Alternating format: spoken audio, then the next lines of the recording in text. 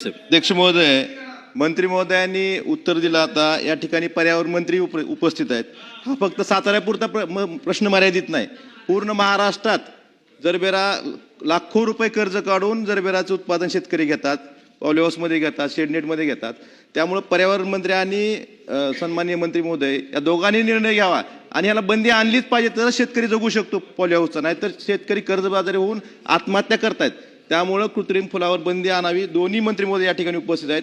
धोरणात्मक निर्णय जरी असला तरी आपण हे सभागृह धोरण ठरवण्यासाठीच आहे ना. निर्णय घ्यायला अडचण काय? सगळ्यांची जर मागणी असेल तर कृत्रिम फुलावर बंदी आणण्याचा निर्णय घ्यायची अडचण काय हे सभागृहाला सांगावं.